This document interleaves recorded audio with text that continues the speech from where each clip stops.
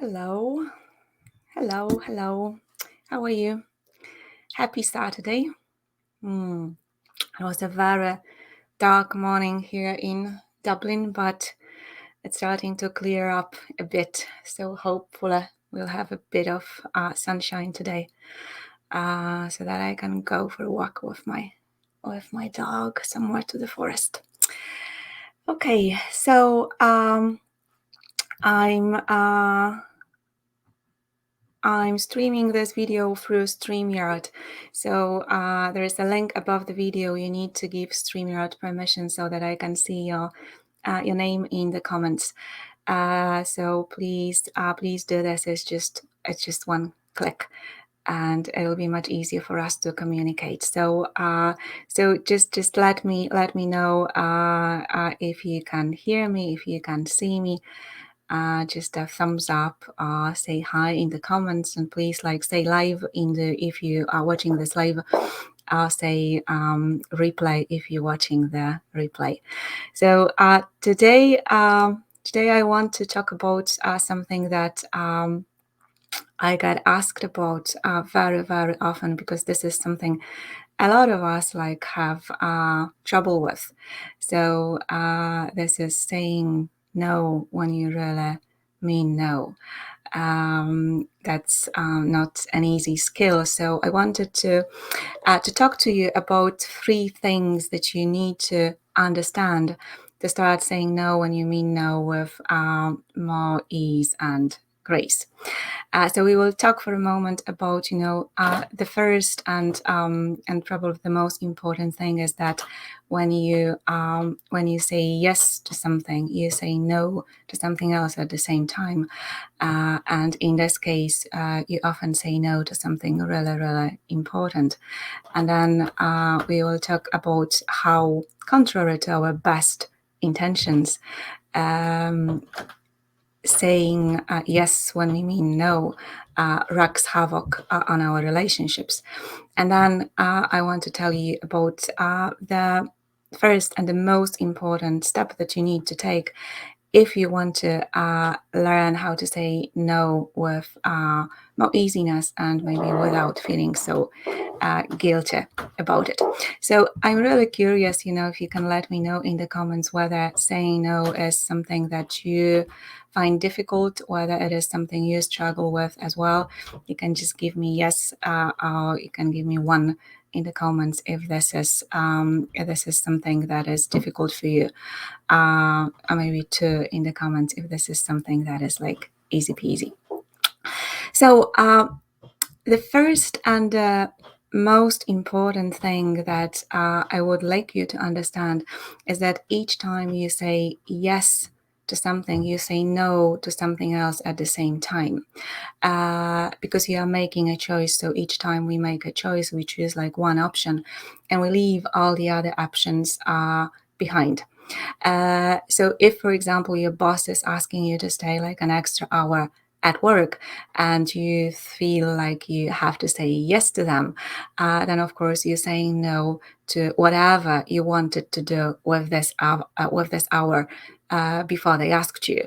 If you feel like you're really looking forward to a nice and relaxing evening at home because you feel a bit tired, and then you have to, it feels like you have to say yes to your friend's invitation for a night out, or dinner at your mother's-in-law, then of course you say no to all the relaxation, all the rest that you are hoping to get during this evening. So that's obvious. But unfortunately, there is more to it. There's a second bottom there. Because if this becomes a habit, and if you often say yes, although deep inside you want to say no, then it in the end, it turns out that you say yes to other people and no to yourself. It's like you said, no, my needs are not important. No, my wants are not important. No, my feelings don't matter. My preferences, my opinions, my choices don't matter. I don't matter. I am not important, at least not as important as other people. And by doing this, you keep reinforcing like the same negative pattern over and over again. And probably you learned like this pattern very early in your life, so it's not your fault. You developed it because of factors far beyond your control. But it is kind of your responsibility and your choice to keep going or to stop. So it is that each time you say yes, while you mean no, you keep treating yourself in this way, as if you're not important, as if your feelings are not important, your needs are not important, your wants are not important, as if what you feel, think, want doesn't really matter. And this pattern has very far-reaching consequences. Because in the end, if you keep doing this, you always end up feeling like you're not seen, you're not heard, and ultimately you're not loved. And this is a very lonely and very isolated way to live your life. So this is just a little reminder that these seemingly little choices, irrelevant choices, what is like an hour of your time, what is like one evening spent not the way you want to spend it, but they all like pile up, and these little choices have like far-reaching consequences. So that's one thing. And then the next one is that saying yes when you really mean no always wreaks havoc on your relationships. Because why you say yes in the first place? Because the relationships with other people in your life are important to you. Yes, you really care about other people, and you want to belong. We all want to belong. This is one of our basic needs. And in terms of, evolution, even it has very like deep roots. Even like a few hundreds years ago, yes, if you were cast out of a tribe, of a community, it basically meant death, because you wouldn't be able to survive on your own. So this need to belong is deeply ingrained in your nervous system on a very on a biological level. And also in terms of our personal history, when we were born, when we were like little, we were totally dependent on adults around us. So if you learned very early in life that love, care, acceptance is conditional, you needed to be a certain way in order to deserve it, even to earn it. And if you weren't that way, it was withdrawn. Then it's very easy to bring this pattern with us into our adult life. And as a result, we are often willing to go a very long way to make other people pleased, so that so that they respect us, so that they accept us, so that they approve of us. So you say yes because you believe that if you keep pleasing them, well, they will be pleased with you, and thus you will get all the love, acceptance, approval you so desperately long for. But unfortunately, this seldom works. And there are two reasons for it. The first one is that if you put a lot of effort and if you make little and big sacrifices so that you can become the person you believe you need to become in order to be loved and accepted, then it triggers a lot of frustration, disappointment, anger, resentment, bitterness.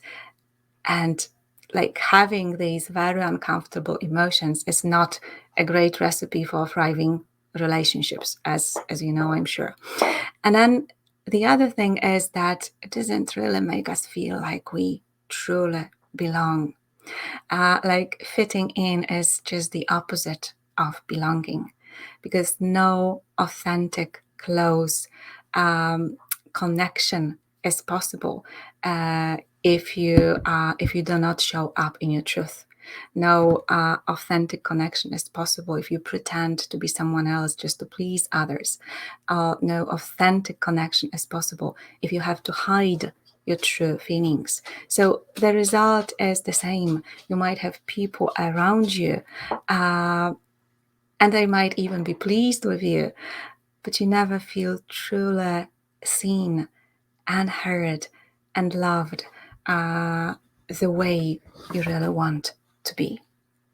So, what is the first and most important step that you can take to start saying no when you really mean no?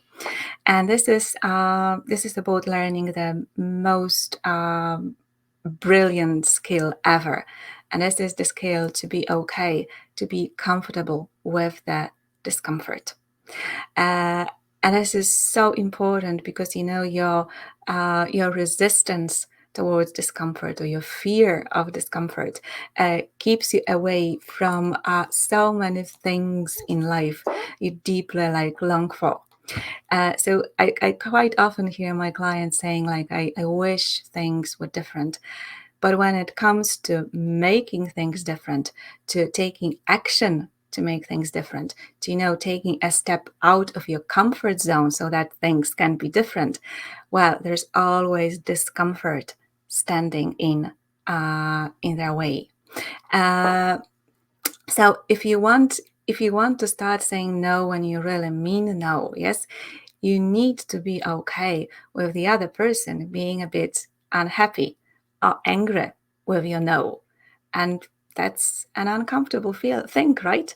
And maybe, especially at the start, you need to be okay with yourself feeling a bit of guilt around saying no. And that's uncomfortable, isn't it? Uh, our brain is programmed, is designed to do one thing, to avoid pain and to seek pleasure. It's the basic drive that you have inside, a very, very strong drive, yes? Avoid pain, seek pleasure. And your brain doesn't think long term. It's always avoid pain here and now and seek pleasure here and now. So, quite often, this drive is to avoid the discomfort, even if it creates much more discomfort in the long term. So, just to give you a very simple example, if you decided to stop reaching out for a chocolate bar each time you get anxious, for example, yes, so something happens and you're starting to feel a bit anxious, and then there is this drive, this craving, because your brain has learned that the moment you just bite into a piece of chocolate, there'll be this wave of relief coming through your body. So that's what your brain wants to do. It wants to experience this relief in this very moment.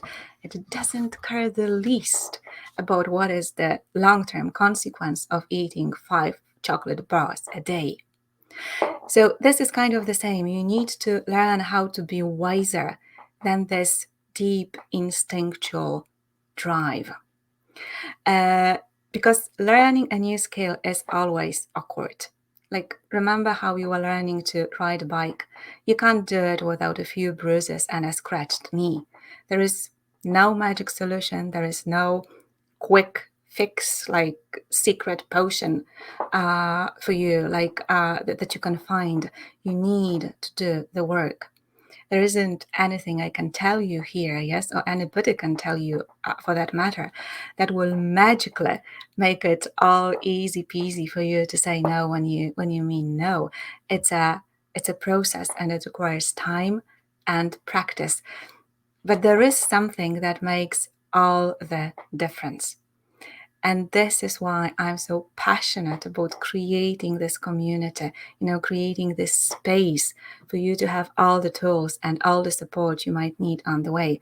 Because just coming back to, learning to ride a bike, you fall down. Yes, and you fall down once, twice, for the third time. And there always comes a moment when you are lying on the ground, with your scratched knees. And you feel, it seems to you that you will never get it, that you simply can't do it, and you just want to give up. And this is the moment when you need someone to be there and to say, it's okay. I know how hard it is for you right now, but I also know that you can do it. Let's get up. Let's try again. One more try and you'll be flying. Because having someone who understands what you are going through, having someone to be there for you, to encourage you, to cheer you on, is priceless and makes all the difference. So if you haven't signed up yet, the waitlist is open, and the doors to the self-love incubator will be open in a few weeks' time. I'll put the link in the comments. So please sign up. You'll be first to be notified when we open the doors, and you'll get the best prize. This first group of members that will enroll in September will have like a no-brainer price to get the thing going, and this will be a space for you, like a community for you, where you will feel truly seen, truly heard, and truly understood, and accepted for who you are. So it will be much easier for you having this support and having all the tools to gradually, step by step, at your own pace, start making changes that you've been longing to make for such a long time, and finally fall back in love with you, because all you have ever wanted from life starts with self-love. So please let me know in the comments how this resonates with you, and if you have any struggles with saying no, just reach out. I'll be most happy to support you, and I hope to see your name on the waiting list. Thanks a million for watching, and have a beautiful Saturday and Sunday, beautiful weekend, and see you next week. Bye.